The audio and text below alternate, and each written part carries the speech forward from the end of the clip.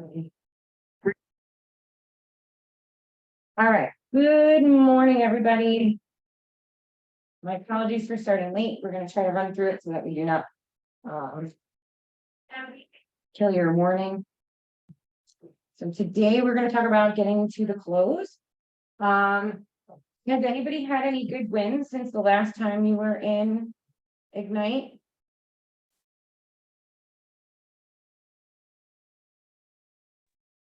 I closed on a home and we're closing on the next one in about a week. Nice. Anybody else?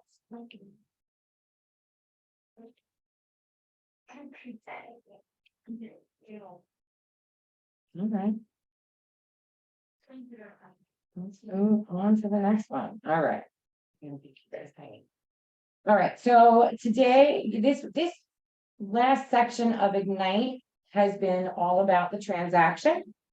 So you've done win with the buyer, win with the seller, working with buyers and sellers, making and receiving offers and negotiating offers, and this one's going to be getting to the close.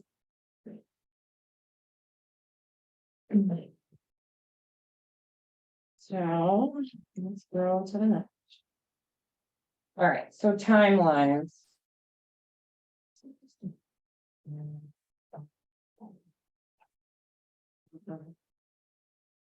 All right, so timelines. Getting to a successful close, because it's true that not all deals make it to close, right? The best tactic to prepare and have the mindset of navigating this process successfully for your client. Remember, there are 6 core competencies that you've learned earlier. The 5th one is coordinating the sale to closing. It's essential that it is made.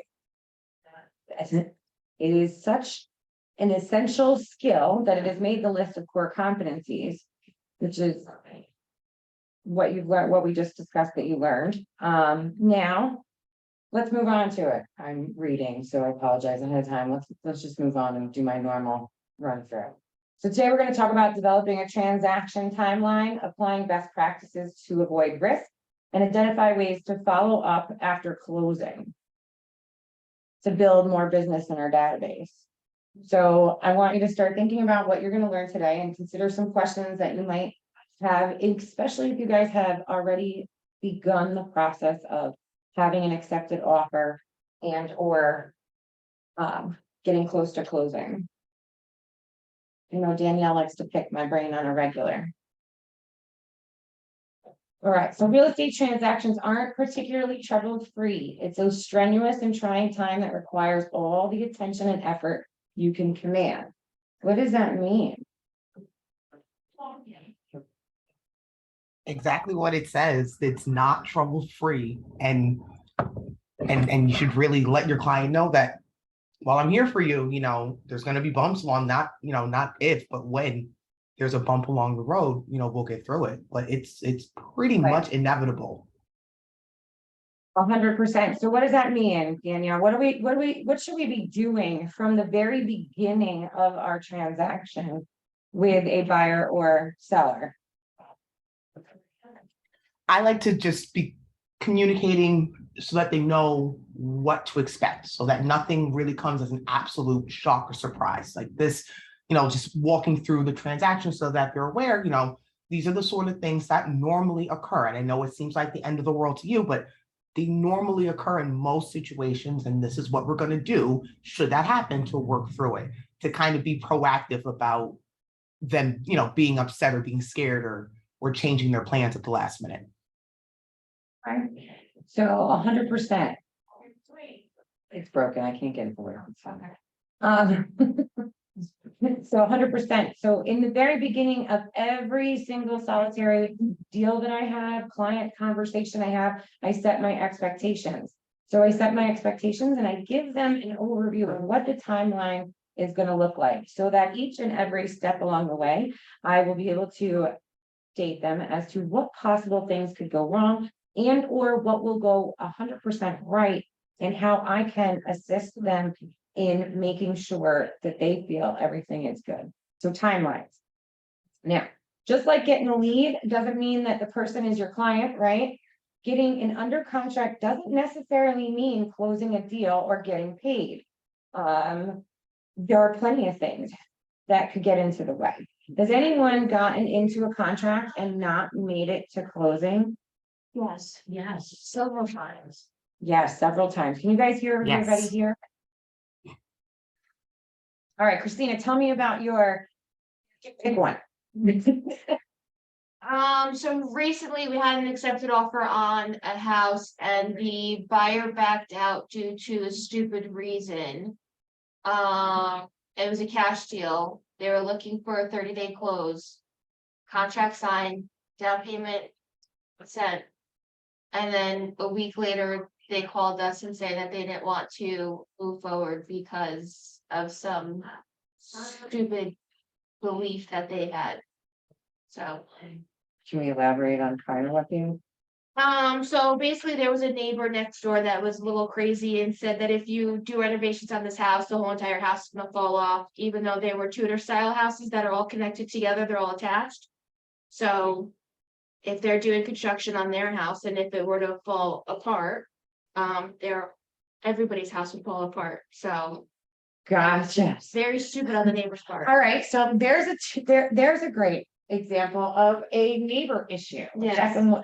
How did you have one fall apart? So I had a family friend that wanted to buy a house and I didn't treat him like every other client. You had a what? I had a family friend who wanted to buy a house and I didn't treat him like every other client.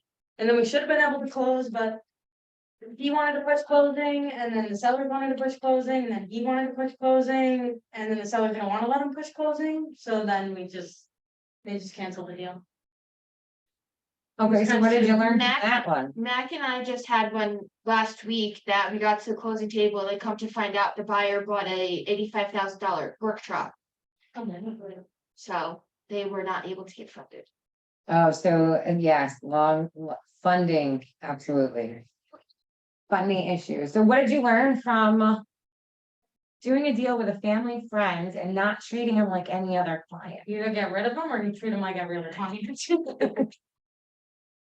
So a lot of people, I mean, I use that against people when I have a conversation. Oh, well, I want to list with them because I know them really, really well, or they're my cousin, or they're my aunt, or they're my sister.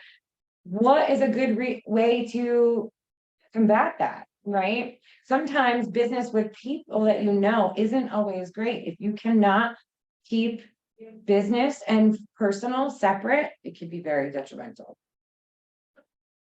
All right, so there are a lot of people that work together to make a closing happen. The realtor, the co-op realtor are the conductors, and they can coordinate everything. Who else is involved? Throw it in the chat, scream it out loud. The lender. We've got Appraiser. lender, appraiser, Attorney. Inspector. Title inspector, company. title. All right, so we've got a realtor, another realtor, a buyer attorney, a seller attorney, a home inspector, possibly a septic inspector, if they're not the same person. We have a title company, we have a lender, we have an appraiser. So that's what, 8, 9 people involved in a transaction. What could possibly go wrong with 9 different people in a transaction? Anybody got any ideas? Everything. There's a reason why communication is one of the Y4C2Ts, right? Y4C2Ts makes lots and lots of sense. Communication is the most important in anything, right? In anything with your client, in anything with any deal. With attorneys, it's very easy to get very angry at somebody else on the other side of a deal and assume that it is their fault. The first thing you need to do is to communicate and seek first to understand what exactly the actual issue is. So as a real estate agent, it's important for you to keep track of the deadlines in the contract. You can, hold on, I gotta make it. Again. Using the contract that you have will provide days. All right, so if you've been using the contract, if you guys have made contracts during Ignite, I'm not 100% sure. We're gonna talk about some different ways to do that because I do not have a copy of anything that you may have done. So in a contract, there are a few different dates that are going to be in there, right? You've got the contract date, so that's the date that the contract was signed. Then that date is when is that date actually dated, the contract? Is it the date that the buyer signs it? Anybody know? Wait, what did you just say? The date of the contract, the first date on a contract, the date that it was signed, what day goes on there? The day that you sell. Right. You are fully executed under, once you have a seller signature, buyer sign first, send over the down payment, and then the sellers get in and sign. Now, let me ask you this, what does that start? That starts your countdown for the next date in the contract, which is your mortgage contingency, if you have a mortgage. If it's cash, it's a little different, right? So mortgage contingency is usually 30 to 45 days from day of contract signing. So if you sign the contract today, you're going to count 45 days from today, if that's what it says in your contract. And that is when the commitment is due. Now, once in a blue moon, you will see that the on or about date, which is a target date, which is never the day that you close, almost never, I shouldn't say that, because I think I closed on my on or about date a few times. Right? Sometimes that day will be before the 45 days. It's a glitch, right? So technically, you have to just keep track of it and pray that you have attorneys that catch these things. All right, so we've accepted an offer. So this says contract acceptance, because in other states, that is where it is. And most of this stuff is written out in Texas and they write contract. Upstate New York writes contract, and a couple other states. So we're gonna call that accepted offer. The next thing is that you have to do an inspection. So what kind of inspection do we do? Home inspection. What do we do in a home inspection? Walk around the home to make sure everything is in its place Okay. and that everything is fine. I can't. Everything's in its place. Everything is working. What kind of things can you negotiate on a home inspection? Safety hazards and hazards to your health. Safety, TFI outlets. state safety and structural. That's what I was going. All right, safety and structural. Why? Why can you not negotiate somebody telling you that a kitchen cabinet, well, you could, I shouldn't say that. A kitchen cabinet door is loose. Is that a good thing to negotiate? No. No, because it's not an emergency. It's Correct. not, Right? So what about a bathroom sink that has a leak? that would be negotiable. What about a bathroom sink that is not leaking, but is missing the little plug? The stopper. I'll go to Lowe's for you and buy a $2 stopper. Exactly. You have to take a look, and this is another time where you're gonna want to have a serious conversation with your clients as to what it is you are willing to, you have to remember, you could be willing to lose the house, right? Because this is the deal. They can say yes, and they can say no. And if they say yes, they can do it themselves. So take into very careful consideration exactly what it is that you are looking at. So, oops, you know what we did? We went really far ahead on who's involved in the transaction. Look at us. We're already a couple of pages ahead of it. All right.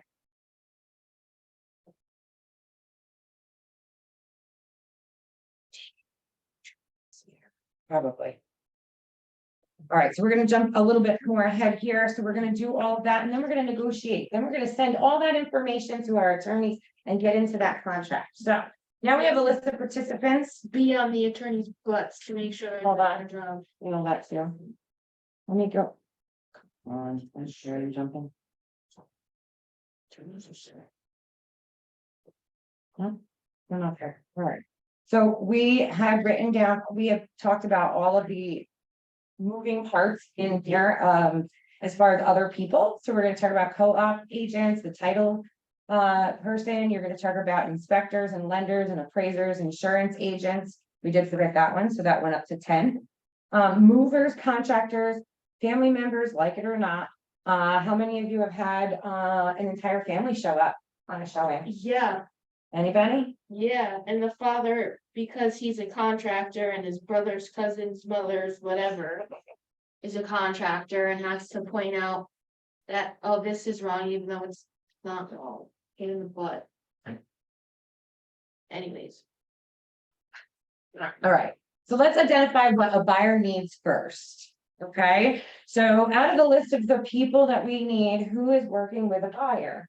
Our buyers are going to need their inspectors, they're gonna need title, they will need insurance agents, they will need their lender. Right?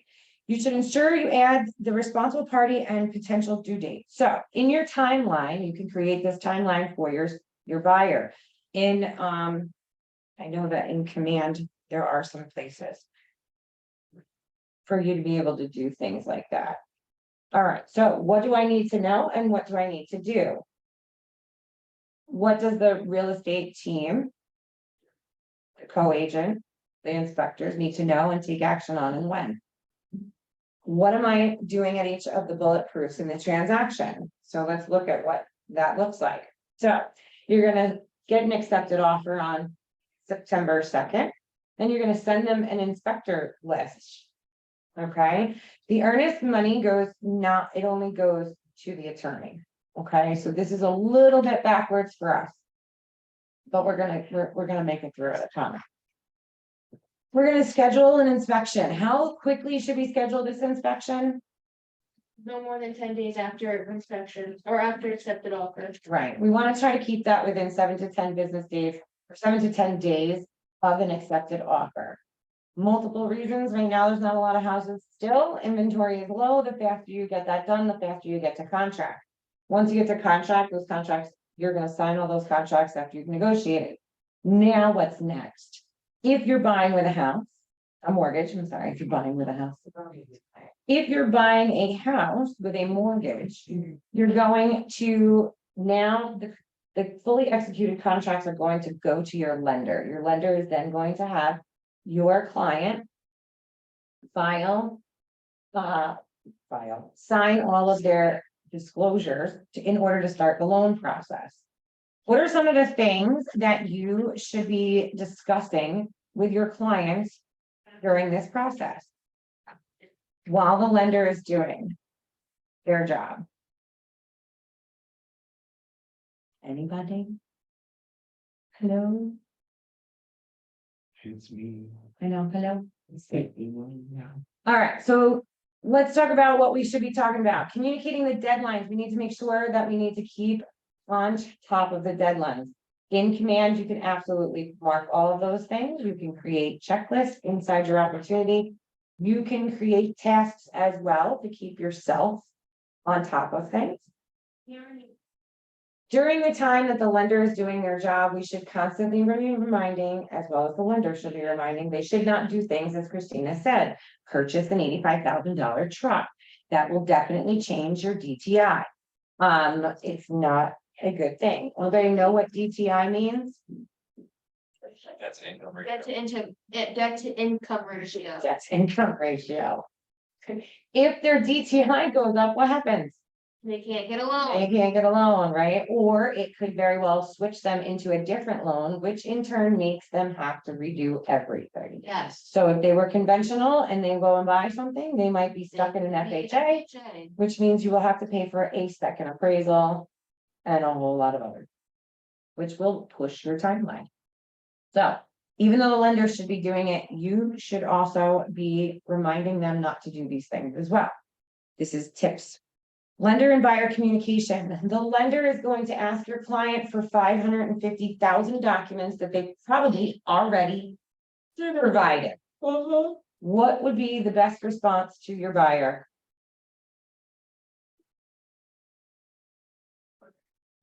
Would you like to send me those documents and I can send them in for you? No, I don't want anybody's personal documents.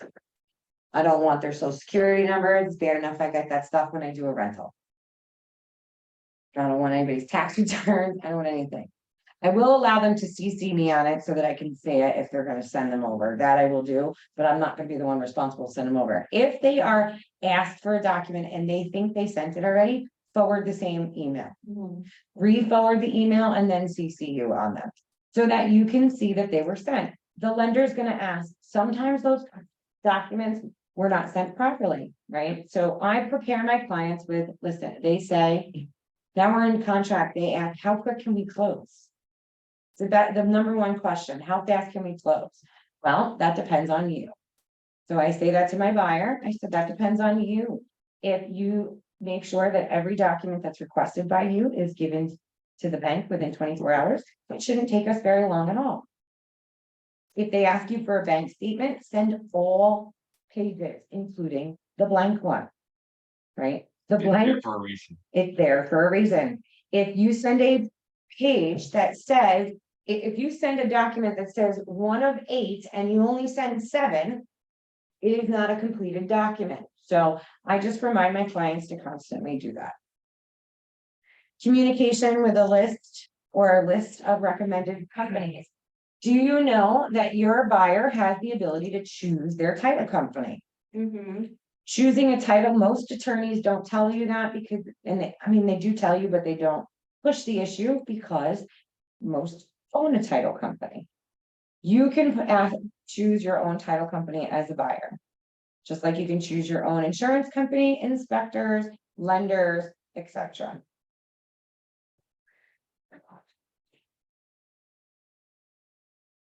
All right. What are some additional things that you could be communicating with your clients that could hold up the deal as far as just a heads up? Maybe not transactional. What about holidays? We're getting into the holiday season. Thanksgiving is actually next Thursday, believe it or not. I didn't realize that either. So what happens? We all have families, right? So are we all busy? Are we spending time with our families? What do you think the lawyers are doing? What do you think the title companies are doing at banks? Bless you. So you need to make sure that people understand that, right? It is going to be very difficult. So I know in a few other ignites, we've told you that anything that goes under contract now will not close until probably January or February, so in Q1 of 2023. And that is simply because we're running out of business days to close things. It is November 14th. We have got about 4 or 5 days off for Thanksgiving. Then you've got time off for Christmas, and you've got time off for Hanukkah, and you've got time off for New Year's. So you got to keep that in mind when you're creating your timelines. They should be ever evolving at all times. And I know that you make buyer listing presentations, but this is a good thing to have set up, even if it's in a smart plan. Set up a smart plan so that you can send it out to your buyers. Once all those documents are signed by the buyer, their disclosures, they're going to send them out and have them. Oh, there we go. There's some of those questions to ask and make sure that they know and to put onto your timeline. Once that's all handled,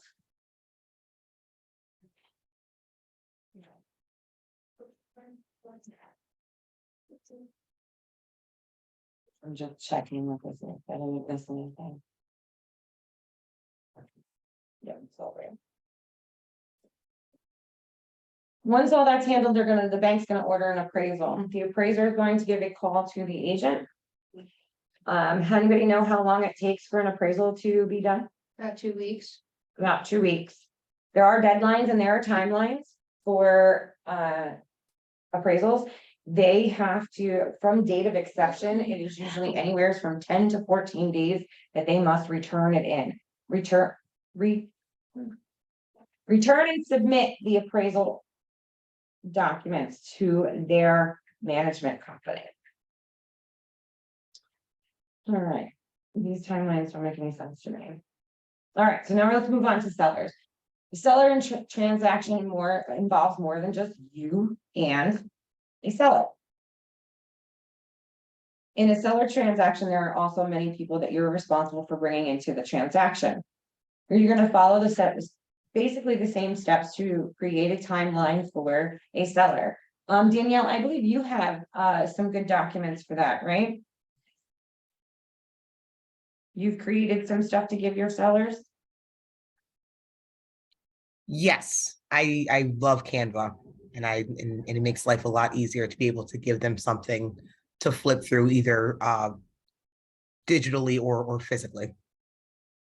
Right, so you get to have that usable over and over and over again. Can you customize it? Absolutely, right? But you could customize 1 page or 2 pages of that, and the rest of your information is basically going to be the same, because here's what happens.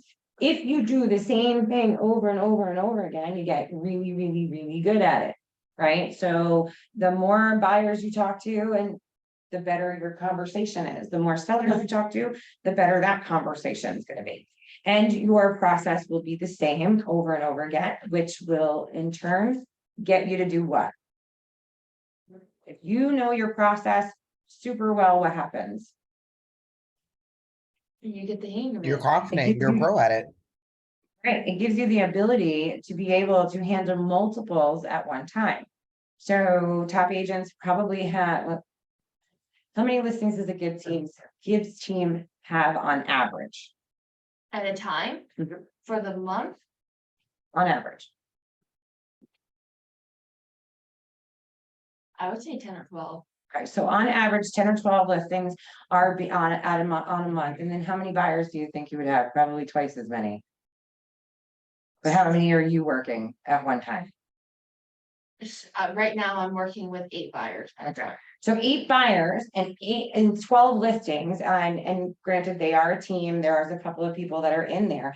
But think about that. I can do that. I have worked with up to 15 buyers at one time when I was just a buyer's agent. And if now that I am on both, I can do pretty much, I had about the most at one time, I think I had was almost 10 listings at one time, and I had probably 5 or 6 buyers at the same time. There was one time when I had 15 buyers. Yep, I can do that because my buyers I can keep a lot of at one time. My process is meant for that. Sellers, I'm still working on it, right? So not working on it, but working on it to get better at it. But that's literally it. The more you handle, the more money that comes in, and the more easy it seems, and the more that they realize who's the best. So the first thing that you need to do is figure out what exactly is it that your seller needs. You know, what do they need to know? And this is how you're going to create your timeline. What is the first thing your seller is going to need to know about getting ready to sell their house, or during the sale of their house, or during the time that the house is active? Do they need to know? What else do they need to know? They need to know about inspectors and what the lenders are going to look like. They need to know about another agent bringing a person to see the property. And what are the things that you are going to do in order to make this a bulletproof transaction? Again, communication is key in this too. So seller timeline. Seller's timeline looks pretty similar to a buyer timeline, right? The only difference in here is if the seller, if an appraisal comes in low, we have to have a conversation. If your inspection comes in with lots of stuff that needs to be handled, we have to have a conversation. If you are a great agent, which you all are, you will have these conversations with them ahead of time, right? You will have a conversation to pre-know, okay, what are you willing to do? How many of you have had sellers that said this house is an as-is sale? Are they ever really as-is sales? Could it be, I won't fix anything as is? Sure, absolutely. I'm not putting that GFI in.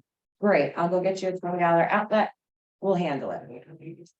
What if the title comes back with something? Such as? It could be that things weren't paid, right? There could be liens, there could be anything. It's never an I have a as-is. ghost HOA on a title right now. That's really Yeah. making Did you everybody reach out to crazy. Kristen about that? If the lawyer would like to holler back at me, we would know. All they want to see is their title insurance from the previous sale from when you purchased the home that omits the HOA. And it's like talking to a brick wall. I'm not getting any answers. Super fun. Super fun. Communication, again, is key. Create your deadlines. Every Friday, I talk to my sellers. Some of them I talk to more often. I have one now I probably talk to like 8 times a day, right? So she's kind of off the Friday list. But everybody else gets either an email or a text, or depending on how they want to be talked to. Have your list of other recommendations for your clients, contractors for fixes, movers for moving, cleaners, all that good stuff.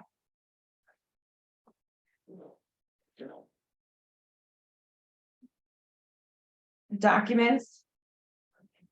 There are some things to consider. Slap a document points of your timeline. So next items that require documents to be sent through some way, in some way, shape, or form, which is the best way to communicate with you. Do you want me to call you? Do you want me to send you stuff through DocuSign? Do you want me to send you text message? Do you want me to drive over so you can hand sign every piece of paper? That will also be able to create the templates. We're skipping that one. Sounds good. All right, command opportunities. Command opportunities will help you automatically track everything. And you need to use them anyway, right? I'm gonna stop sharing for a second. I'm gonna open up my command. I want to show you a couple of things if I can figure out how to do this. Got it.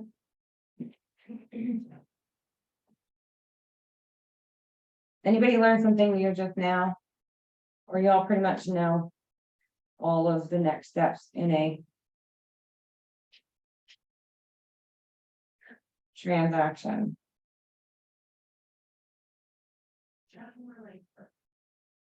All right, so let's talk about how command can help you real quick. I'm going to run through it rather quickly. All right. So command tells you that you have a spot for you to cultivate some listings, appointments, active, under contracts, and closed. It's for both buyers and sellers. In here, you can rename all of these things to suit your business and your timelines. Clicking up here to edit stages, you can change it from 6+ months if that's where you'd like to. You could change the probability. I wouldn't. You can also add checklist items. This will create tasks for you.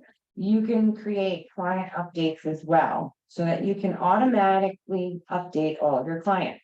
So anybody that I know that is going to take a little bit more than 6 months to get them on the market, they go over here. As we move them through the pipeline, their money goes up in probability. In here, we have scheduling appointments. So if there is somebody that I need scheduling, we put it in there, and I'm trying to get on the phone with them to schedule an appointment. Once they've been scheduled here, I stick them over there because then I know what I have to do for the day. The next thing that you're going to do is second appointment. I created that. My second appointment exists for those that I think I need to go back and have another conversation. Then I have them into here. So this one's a little more complicated because I have made this a lot thicker than the one you probably have in your command. So I've changed a lot of stuff. So staging our agent, she's supposed to be over there. Staging is where you are getting them ready to list the property.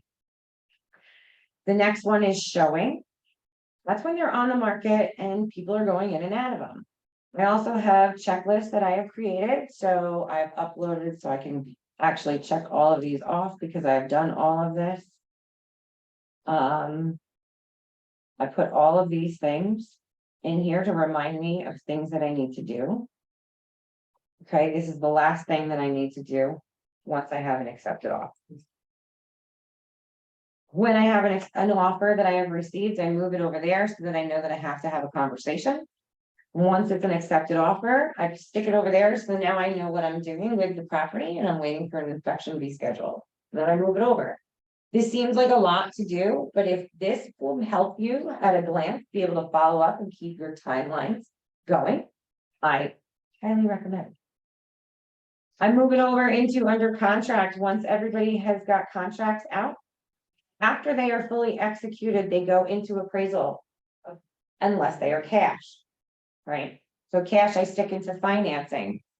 Financing encompasses multiple things. It doesn't just encompass the bank work, it'll encompass the title work as well.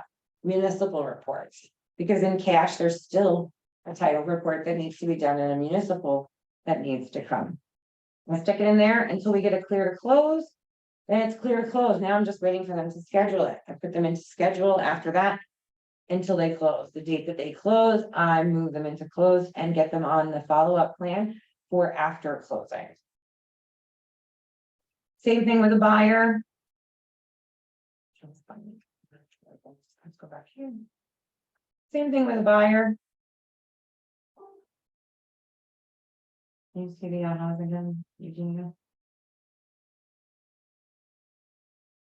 Right, so you want to get your timelines super tight. Best practices and ways to risk avoidance. We shared some stuff that things had fallen apart. I can share with you that I almost had one fall apart. I did fix it. But if I communicated with if the agent had communicated with me from the get-go that her clients had actually moved to France as opposed to just being on vacation in France, I would have known to alert my attorney, because just an FYI, if you ever have somebody that has moved to a foreign country, they must go to a US embassy to sign United States documents.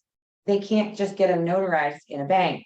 So that making an appointment for that isn't exactly a fast thing.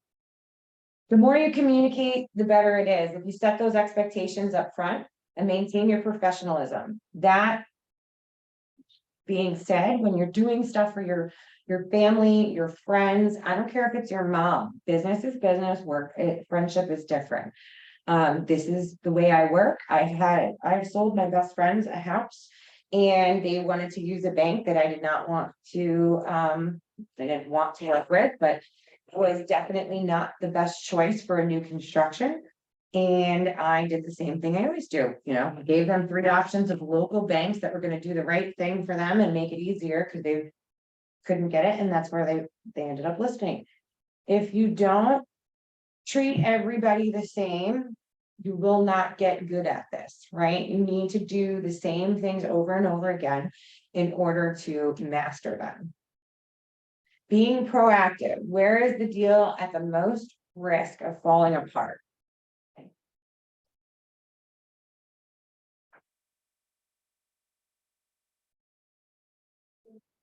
Anybody?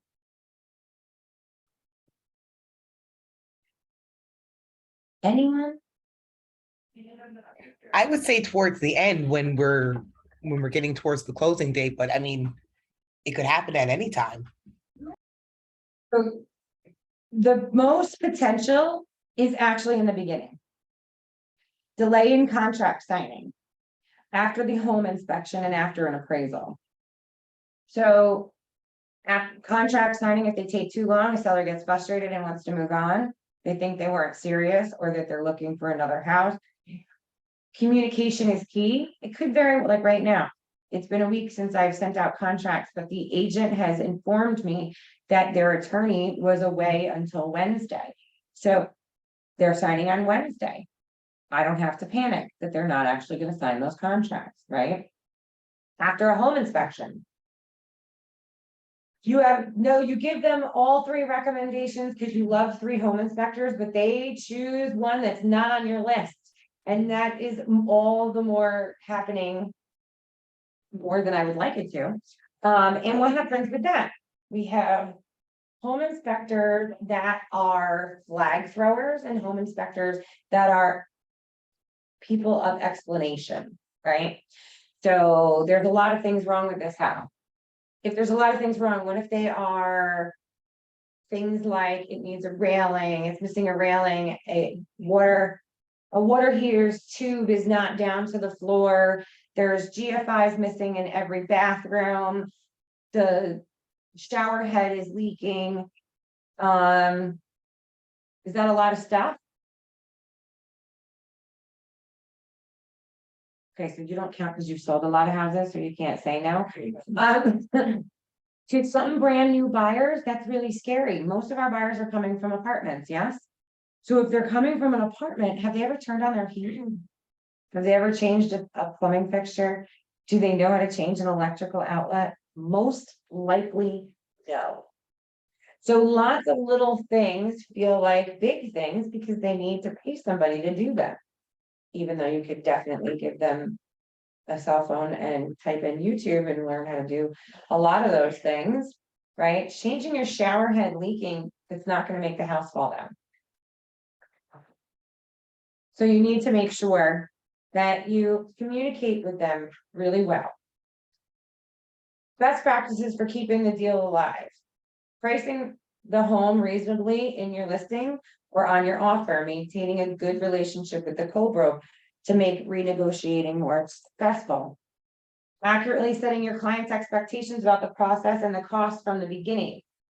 Knowing what closing costs are, letting them understand what they're going to expect. Make sure you let them know. Good example, height of the market, put on a house. Within 2 days, I had 23 showings and 17 offers. We had an offer, the highest offer ended up being $66,000 over asking price. We had bought that house a year before. For 415, I had a 541 offer. We had it listed for 475. What do you think my conversation was? I had to set the expectation, don't get excited until the appraisal comes. That money's not in your pocket. The appraisal came in at 475, exactly where we had it listed. I had negotiated guaranteed $20,000 over appraised value. Could I consciously ask somebody to pay $60,000 for over how much the house is worth? I personally cannot. If my client asked me to, I would, but we had already pre-negotiated. But I had set those expectations, so my client wasn't breathing down my neck saying, oh my God, you lost me $40,000. Always act in your client's best interest. My client's best interest was for me to negotiate that extra 20K. So we knew that this is what we were going to get at all times, even when it seems to conflict my own, right? So appraisal comes in low. And you're on the buyer side. Do you tell your buyer, pay the appraisal? Do you the appraisal gap? No. No. Is it possible? Yes. If there are multiple offers, that might be the right thing to do. The right thing to do would be giving them options. They have a few options in that instance. They can either pay the full gap. You can negotiate meeting in the middle and maybe only paying half of the gap. They could say no and walk away from the deal. There's plenty of different ways to negotiate and hold things together. The most important thing is to live by the Y4C2Ts. Always put your customers and clients first. Always look at it as a win-win or do not have no deal. Make sure that your integrity is there. Always do the right thing, even when no one is looking. And communication is 100%. Teamwork as well. And always be honest.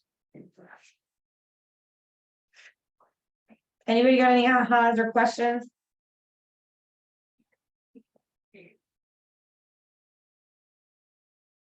I had 2 deals get cash offers after binder signed. And one was T. You had 2 deals. Okay, so after a binder was signed, no contract was signed, right? No, Okay. So that's a funny thing, right? So the binders, people get them signed. Are those worth anything? No. So pushing your buyer to move quickly is very important.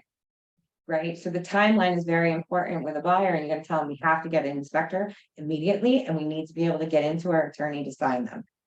Because that's exactly what could happen, right? Another agent could come in with a better deal and they can take it. Up until, even after your buyer has signed and that down payment is over there, if that seller hasn't signed, they can take it. They can take any other deal they want, and it sucks. It's happened to totally- me twice. Yeah, twice. I mean, yeah, it was an eye opener for sure. I personally don't like it, and I try to, I'm gonna say coach my clients into doing the right thing, and accepting it, but I also understand where they're coming from, because if We it's more understood. money, right? Yeah, it's more actually, money. I will say, what's funny is I won't be able to stay on the whole time this morning, because actually the first one we saved, Right, we were able to save. I mean, ironically, I just found out the second one just fell apart for them.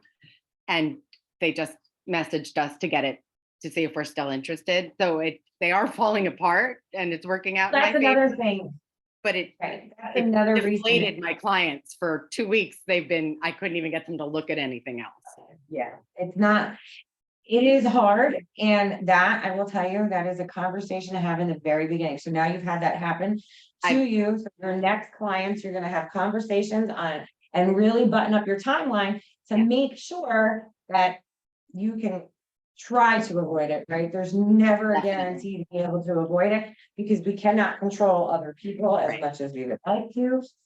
We can only control ourselves. But absolutely, it's definitely, it's Yeah, just I'll like be- when that happens. thanks. I definitely do. All right, so referrals and reviews. When should we ask about that? In the beginning. In the beginning. In the beginning, when they're most happy. Right? When they get that accepted offer. When they've gotten the accepted offer, I ask them when they get to the home inspection, hey, how many of your friends did you tell that you got an accepted offer? How many of them want to follow you? If you ask them in the beginning, if they know someone, they're very happy, and it'll help generate new leads. Use your commands and follow up and your touch campaigns to keep going with that. Every conversation, right? Take advantage of all opportunities to earn your unfair share. Repeat business, referral business, and client reviews. You can ask for a review right in the beginning. My business relies on referrals. If you know anyone that's looking to buy or sell, I'd really be grateful if you could let me know. Right? Every conversation throughout the entire transaction and at the close, not just at the close, right? At the bottom of every single one of my emails, it states that referrals are an important part of my business. And that is, it's obviously, it's very important. Most of my business is repeat or referral. So if I don't ask, I will never receive. Same thing that goes with all of your follow-up. You constantly want to have that follow-up, right? In addition, for asking for referrals, ask for reviews. Why do we want to ask for reviews?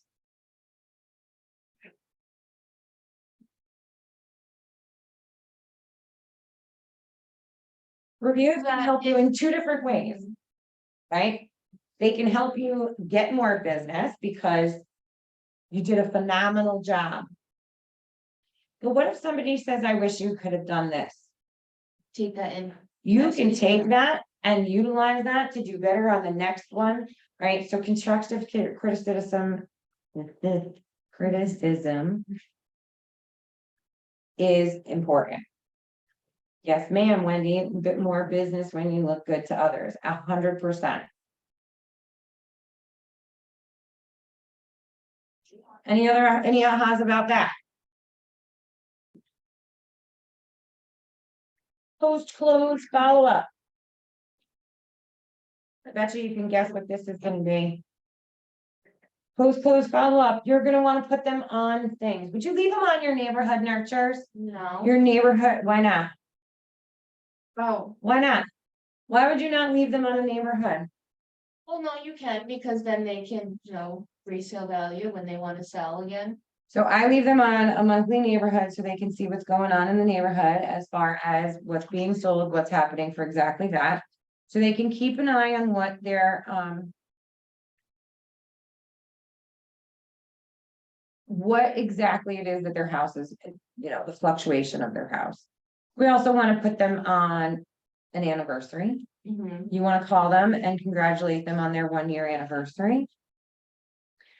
A lot of these can be the same as your 36 touch plan for your general sphere. However, if you personalize them for specifics, that's a good idea too. So if you put somebody in your command and you tag them buyer 2022, and you put them in a closed follow-up buyer plan, it should be geared towards how much their house value is, what's going on in the market, because we know based on the timeline, 7 to 10 years are gonna move. Right? So if you do that, and then if it's a seller that you didn't happen to have move, right? Do the opposite, seller by a timeline. Put yourself in a buyer's shoes. What would you find helpful in the first year of owning a new home? And like to get that information from your agent. Think about it. Local contractors, things that you find going on during the, right? You could create a monthly newsletter that goes out to all your database for what's going on in Orange County. Or Ulster County or Sullivan County, depending on what, or Rockland County, depending on what county you're in. How about introductions to dentists and stylists, mechanics and gyms, or anything else in the area? Acknowledge the buying anniversary. Don't forget your care calls, equity updates, neighborhood sales, and notice of upcoming events. I tell everybody in my PC group, if it's not something you want to hear, probably not something your buyer wants to hear. If you're not going to read it, they're not going to read it, right? We attract like people. I promise you, I am a little cuckoo, right? I have a whole cuckoo's nest of clients, Mhm. like legitimately. We always say we attract the crazy on our team. Yes. I'm right there with you, because I think that's all I've got. I think we've had it all. Mhm. How about co-agent follow-up? What would you do with following up with the co-agent? What are some of the ways you could do that? Sending a gift. Send a gift to the co-agent. Have your team leader call and thank them for doing a great job. Yep. And what is that gonna do? That's gonna build your downline. Building your downline will build a second stream of income, which will in turn set you up for some really nice retirement.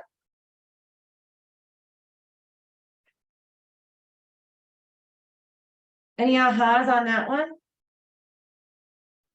Can agents leave reviews for each other? Like if you had a really great experience working with this agent, he made the transaction like really So smooth. you could, absolutely, right? I will definitely say that when I've done business with other agents, they've tagged me in their posts and said, thank you for such a smooth transaction. And I've done the same thing. I don't technically go on their pages to leave them an actual review. No, I just tagged them in the post and said Yeah. thanks I tag them in the post and say thank you. thanks to you and your seller. I mean, you definitely could. You can send them a book, so sending them a gift, you could send them an MREA, a one thing, a shift, or anything of those nature, right? Ask them to come to a class. Ask them to have a conversation with your team leader or your PC. There's plenty of different ways for you to be able to grow your downline and make all of that. If you're wild in each deal. All right, so we're gonna do a quick recap in developing your timeline. So anybody have any ideas on how they're gonna start to develop a timeline? I wish your house is. All right, have fun. All right, good chat, guys. All right. Hopefully you learned some things and what's going on. If you would like to have a more in-depth conversation, you can reach out to me at any point in time. I will tell you that nail it down, have a conversation with yourself. Go into the books, go into Connect, find out exactly what it is. Look at all of the classes that you have taken in Ignite, and you will really honestly get the entire timeline. Write it down. Go into Canva, go into designs. I don't care where you make it, but make something cute that you can hand off. People like things in their hands, believe it or not just an email. While holding all of our documents in DocuSign is so much easier than carrying around 10 pounds of paper every day. And my car is much cleaner now that I don't have a ton of MLS sheets in it. But remember, you need to learn and write the timeline and give your clients the most information. Anybody got any questions before I kick us to the curb?